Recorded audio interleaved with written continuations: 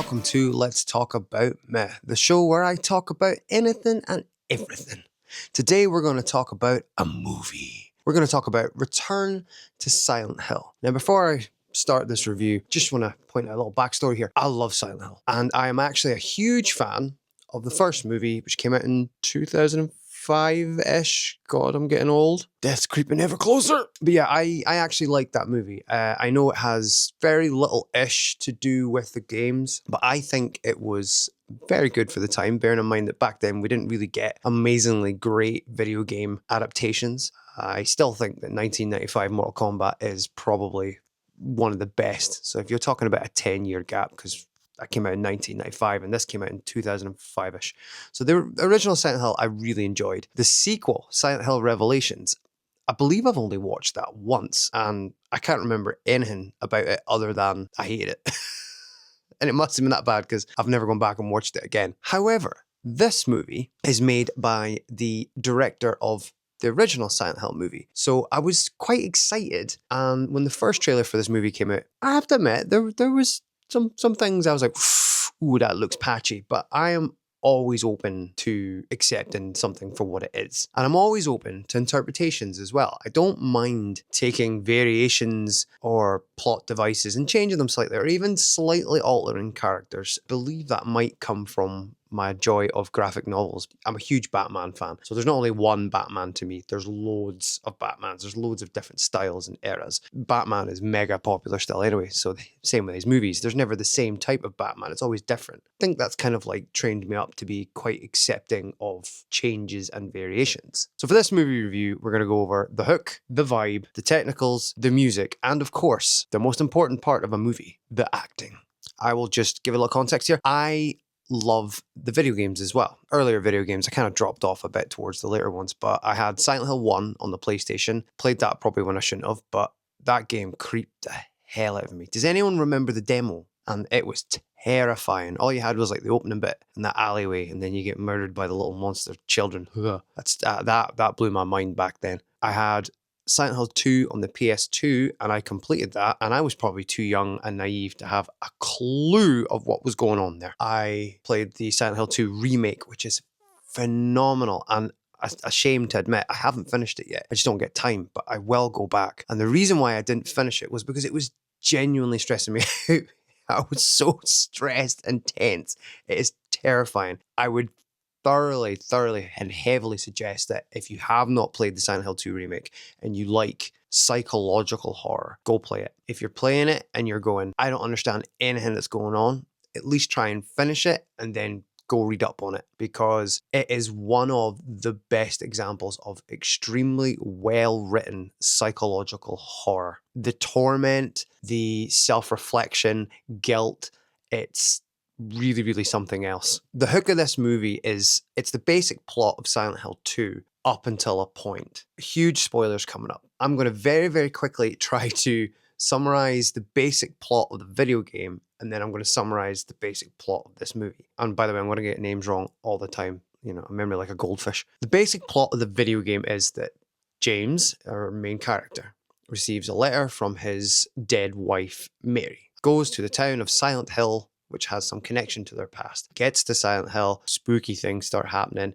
and it devolves into horror. In Silent Hill, there's always the real realm, the foggy realm, and the nightmare realm. And in particular with James, his sort of like nightmare realm is rust and metal. The creatures that he sees, deformed, horrible things, and they all represent a different part of his psyche. There's like guilt, lying, and a lot of it is based on sexual frustration as well. So the reason for that is, big spoiler, James's wife had a terminal illness, and this went on for a long time. Poor old James wasn't getting any, and he begins to resent her subconsciously for being ill, for having to look after her. His life essentially is on hold, which I'm sure, you know, is a huge aspect of it. When somebody is ill, your life stops. So I like that they really dive into that aspect. There's like hints of like James used to see the nurses and he would be, for lack of a better thing, perving on the nurses. So some of the nurses are, you know, wearing short skirts, and the monsters are representations of what he sees. The main monster, and the big poster child in the video game is Pyramid Head, who has one of the most amazing themes in music ever. He's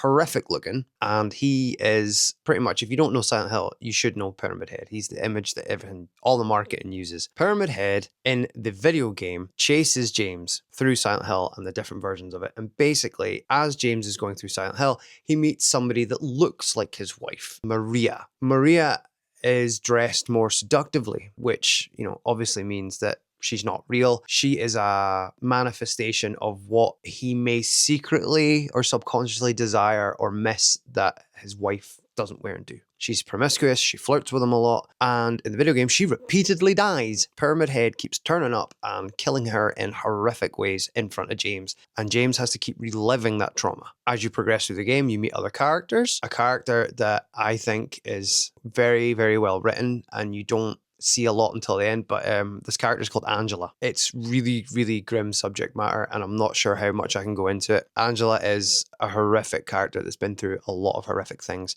Her story is that she murdered her father and brother because of what they did to her repeatedly. Are you following here? And her mother ignored it. So she is in Silent Hill. There's a large, heavyset fellow called Eddie, who's a bit unnerving. Eddie has killed people for bullying him. Eddie's a psychopath. There's a little girl called Laura, and in the video game, Laura is normal.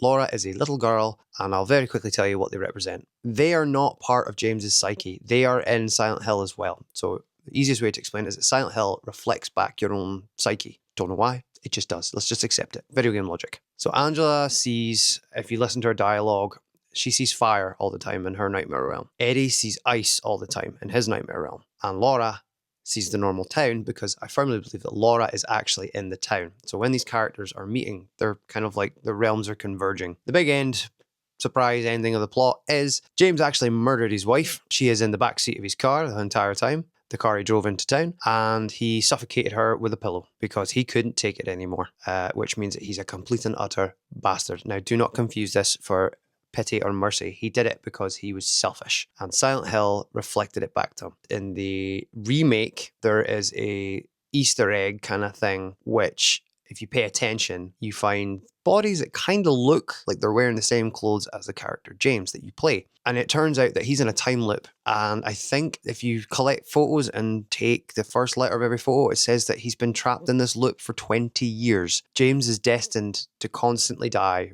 constantly die and rego. I believe there's multiple endings, but I think the canon ending is that he chooses to kill himself. And I think that actually does properly kill him, because he accepts his guilt at last of what he's done. The other characters represent, as I say, they're merging, but the little girl Laura, and why she's normal, is that Laura is actually connected to James in a way because she was friends with his wife when she was basically in the hospice or hospital dying, and she knows what a complete bastard that James really is. That is the basic premise of the game, as messy as I explained it, but those are the basic plot points of the game. Now, the movie starts exactly like the game, and immediately I was like, cool. Kind of ballsy to be recreating the game, because it's really popular again since the remake. And we continue on, and it does follow most of the beats. It changes slight things of how monsters first appear. I don't mind the way that James looks. A lot of the internet was like, "Ooh, he's got long hair." No. I didn't mind. I don't care about that. James looks like James. They added a little bit of character to him, that he's actually an artist, a bit of a brooding artist. They also kind of give you more a backstory on how they meet. I'm going to kind of skim through the film plot because it does follow a lot of the game things. As it goes on, they add this whole subplot. Mary is actually in a cult, and they are weird. And for decades, through her childhood and whatnot, they worship her in some way because her adoptive father was the leader of the cult. And they do this ceremony all the time where they poison her. And over time, this poison makes her bleed from her eyes and her skin, and then the cult kind of lick her up a bit. It was a bit weird. Basically, it gets to a point where her body's shutting down, and that's how she gets her terminal illness. I see why the director's done this, because his Silent Hill was heavily focused on the cult, the original cult of Silent Hill. Did that need to be in this movie? Absolutely not. And I'm going to be honest, I was accepting of it. I was like, okay, it's weird, it's out there. I can see why you've made the link. And I accepted that. As the plot moved forward, Pyramid Head appeared in a slightly different way. Okay, fair enough. I accept that. One thing I did not accept was that there's a crack in Pyramid Head's helmet. there's often been an internet rumbling that who's inside the mask. And the internet rumbling was that it's James. It's his own guilt. It's a reflection of him. It's a messed up version of James inside the Pyramid Head helmet. Either in the PS2 or in the remake, if you break down the code and you glitch the camera through the helmet, it is actually James's face. It's in there. It's his character model. Now, the first time we see Pyramid Head in this movie, you can... They blatantly show a lot of the face, and you can see straight away that it's James. It's not even a messed up looking James. It's normal looking James. He's just scowling like this. And immediately I was like, you've played your hand too early. You have played your hand far too early. And that was the first shaky bit for me. The point where I really tuned out on this movie, Maria has appeared for a short while. Maria was actually spot on. A lot of people don't like the fact that she looks like a cosplay character. I kind of like that. I like the cheapy look of how she was dressed, and it was clearly like a wig. I dug that because at the end of the day, she's not real, and that gave her a kind of non-real feel. Yeah, okay, Dave. Towards the sort of end half of the movie, I was beginning to realize that Maria hadn't actually died yet. So I was like, why is Pyramid Head not popping up and killing Maria and torturing this poor man constantly? No, what we get is two scenes that highly, highly annoy me. The first one is they go through the hospital and the infamous nurses with no faces appear. They make sense to be there. What upsets me is the song that plays during the nurse attack. And this really, really chapped my ass because it's the Pyramid Head theme. I'm going to go into it more later, but the soundtrack is done by, I'm going to completely murder the name, Akira Yamaako, who soundtracked all the games. And his music is amazing. There's nothing that sounds like his soundtrack for these games. But the Pyramid Head theme is linked to Pyramid Head. It plays when you see Pyramid Head.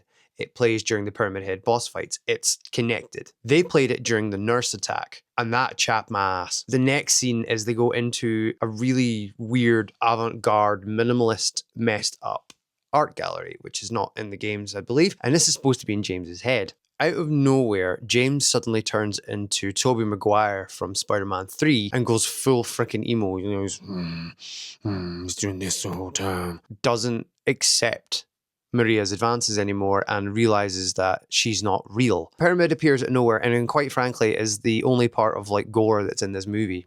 I'm not a gore hound, by the way. I was just expecting a little bit more from Silent Hill. There's not a lot of action in this film. Pyramid Head impales Maria from behind, lifts her up, and I'm thinking, oh yeah, this is the first death. And then I click and realize that James is controlling Pyramid Head at this point and is being really mean about it. And then the camera zooms in the Pyramid Head helmet fully this time, and it's like, oh look, it's James's face. Nah, you showed that earlier. Your special effects, you should have dimmed it more. It was clearly James, but the whole thing is just wrong. And at this point I was like, oh god, they don't get it. They don't understand what they're adapting here, because that is important that Pyramid Head, it tortures James. It's a representation of his guilt. That is integral to the plot. The movie goes on. Yeah, at this point, I was really, really beginning to tune out. As I mentioned earlier, the other characters are real people in their own version of, basically their own version of hell. Silent Hill is like a torturous hell, but they are in their own hell, and James is just interacting with them. We never see Eddie again, apart from the start of the movie, and we never find out what it is that he did. He was a completely empty character in this movie. Angela appears every so often, and fun fact, it is the voice actress for the remake game as well, and they didn't realize that when they hired her, she was the voice actress from the remake because she had an NDA. So that's really weird. As I say, the character of Angela, go Google, go look it up, because I can't explain it on here, is really well done, and it's something that is horrific, and I think the game kind of handles it really well. There is a monster in the game that is awful, that is a representation of her father and what happened to her. It is awful, and the room in the game that boss fight happens in is also disgusting and awful, and it hits the right notes of how horrific her trauma is. After that boss fight later, you meet Angela on a staircase, and it kind of hints to she's accepting her misery, and she could be off to the end of herself. And yeah, it's one of my favorite scenes in the video game. Again, Google it, go look it up. It's got one of my favorite pieces of Silent Hill music. It's ironically called Theme of Laura, and it never plays for Laura, it plays for Angela.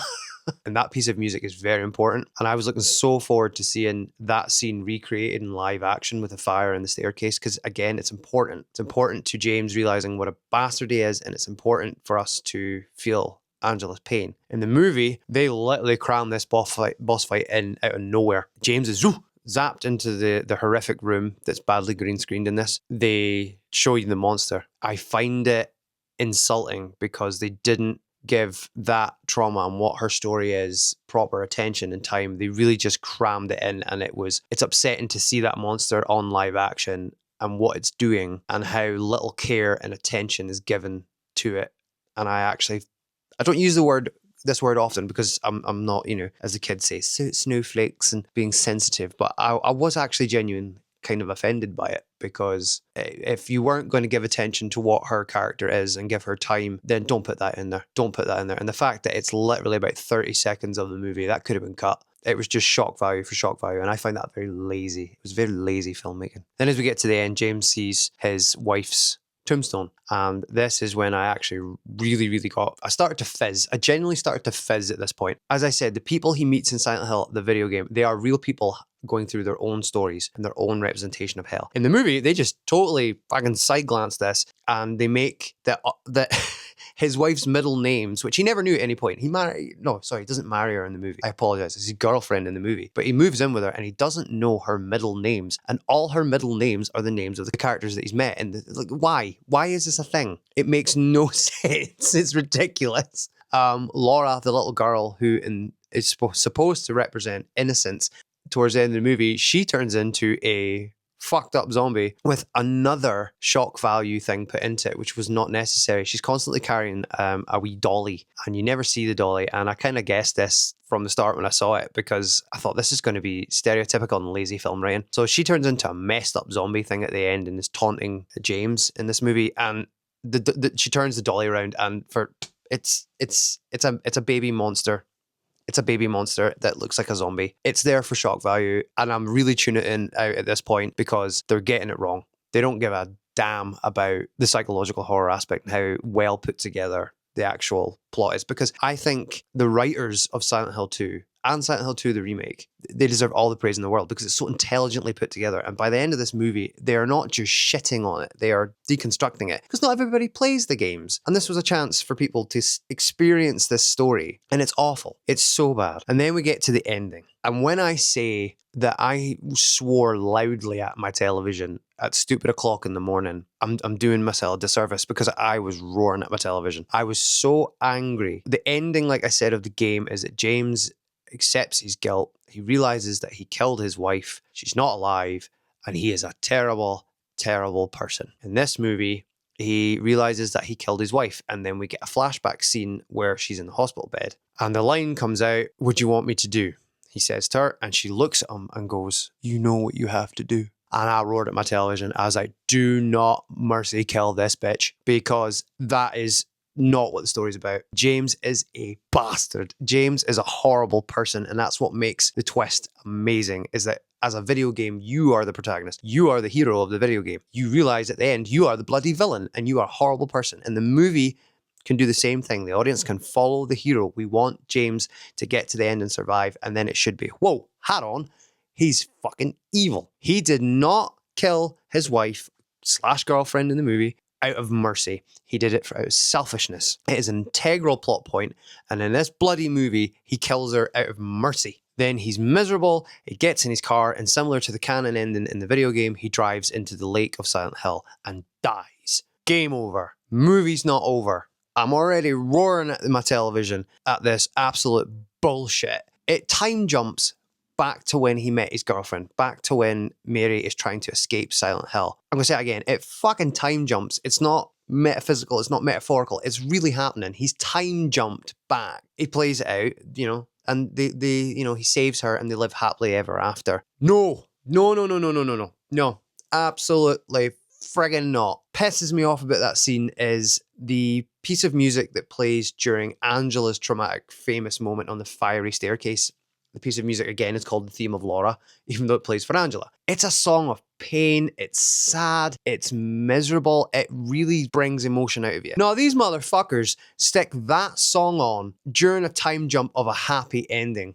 At this point, I was like, fuck this shit. I was so mad. That is the best I can explain the plot, and I know I've done it terribly on both parts. I've explained 2 side-by-side plots, and I've done it terribly. If you genuinely want to figure out what the hell I'm on about, go play the remake and then watch this movie. You can already tell how I feel about this movie, and we're only on the hook part. The vibe. Right, so I'm actually not going to shit on it for this. The vibe is pretty good. When there is built sets, it's not bad. It has a good look to the games. The special effects are a little bit iffy, especially when he's running through Nightmare Silent Hill, and you can very, very easily tell that it's CGI, a bit dodgy green screen or blue screen, whatever it is these days. But I will say this, I don't hate it for that. I can accept that. It had a very, very, very low budget, a ridiculously low budget, and I actually thought that they pulled it off. It looks what you would expect it to look like. When there is a physical set like the apartments, it looks pretty good. I don't hate it. It did well for what it was given budget-wise. Again, adds more pain to why would you fuck with the story so much? But yeah, the vibe's not bad. The costumes are okay. Pyramid Head looks pretty good. The monsters are not bad. The director used the same technique that he did in the 2005 Silent Hill movie, where he hired dancers, ballet dancers and contortionists, put them in prosthetic suits, and then kind of like added a little bit of CGI on top just to bring it all together. The problem is that I think they're wasted in this film. There's hardly any action, and the monsters aren't really showcased as well as they could be, especially Pyramid Head. So yeah, the vibe is there.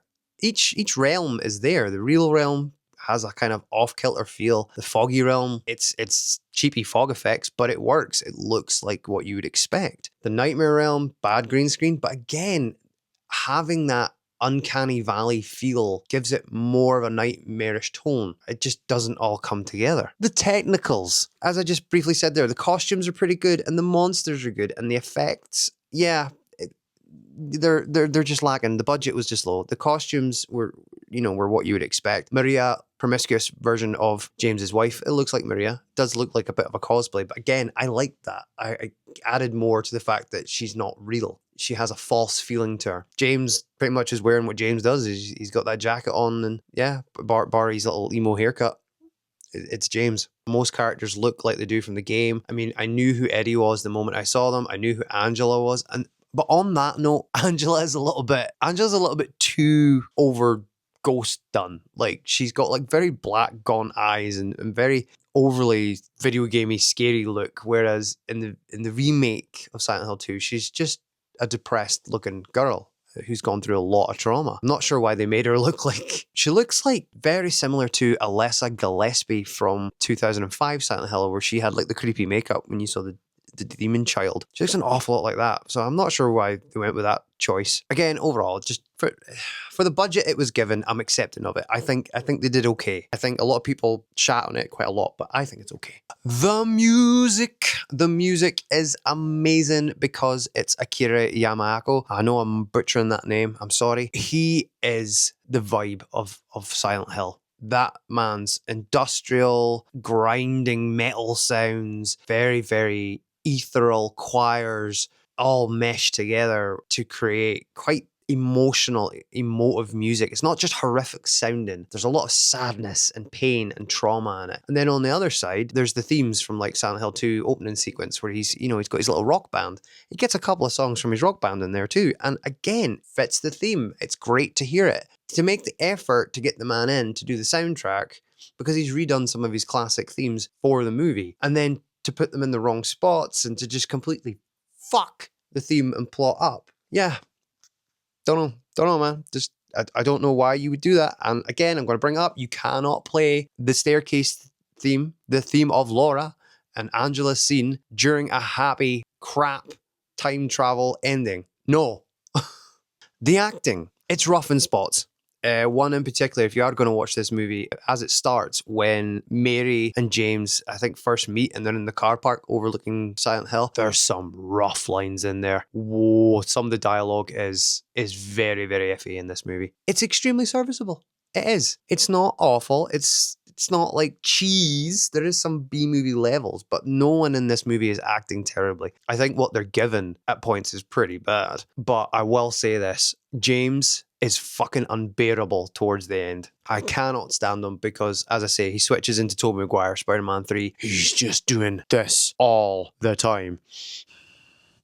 And I'm not sure why, because it's not really fitting the scenes. That doesn't necessarily mean that the actor's bad, because he's not. It was, I don't know, just direction. Fun fact, they actually filmed the movie in sequence. Whether or not they were told what the other sequences were that they weren't involved with, I don't know. Because, yeah, he just seems to be told, be angry, Be moody. That's it. Flop your fringe in front of your face. That's it, right? Okay, that's it. You're a dick.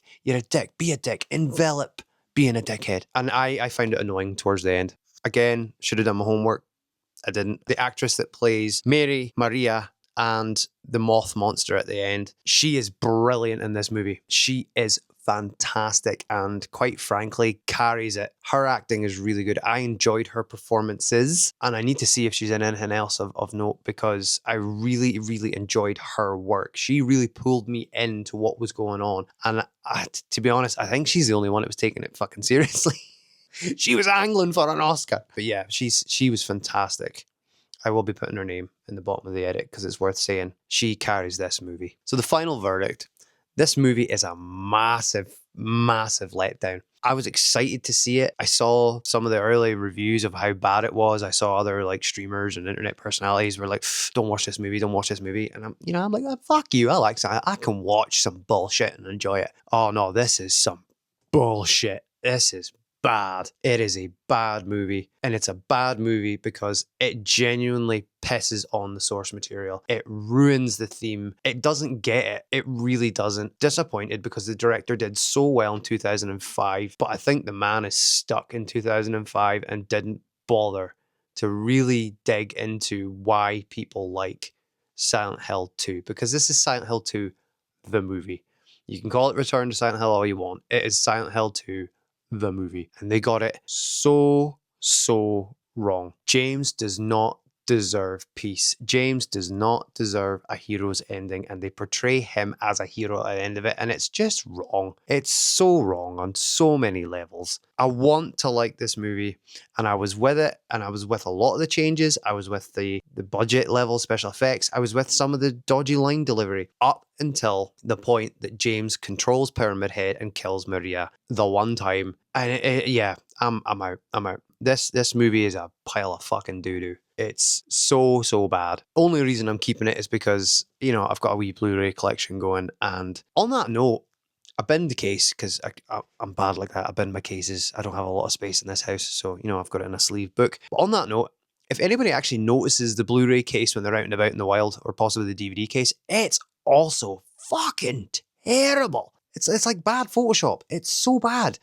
Graphic design on it is just the worst. They've got like the town and the sign, the famous foggy shot with the Silent Hill. And then they've got James faded and blended into the fog walking towards the sign, towards Silent Hill. And then plastered right on the front, massively in front of all this, was a picture of Pyramid Head because he's a poster boy. But he's like plain as day. It's like they just took the photo and went, yeah, we won't bother blending that shit in. The other warning sign I had for this movie was I was away on holiday. I was away traveling and then I came back. I was in HMV. I'm in the bigger city because we don't have an HMV where I am because there's none here but fields and sheep and depression. I picked up a couple of Blu-rays, in HMV, and I got home. I was just curious. I was like, I wonder when Return to Silent Hill's coming out. Check on Amazon. That bitch was out. It came out when I was away on holiday and I was in HMV and it wasn't anywhere. It wasn't in the new releases. It wasn't plugged. It wasn't advertised, rightfully fucking so. Okay, I know why now. But it was so strange that there was nothing. This was sent out to die. There's no marketing pushing it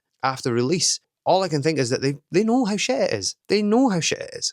Return to Silent Hill. Pile of shit. Burst. Did you sit through that entire rant? Did you enjoy it? Did you have any thoughts, feelings? Have you seen the movie? Comment down below. Send me a message. All my contact details are down below. Please give a like and a share. Help a brother out.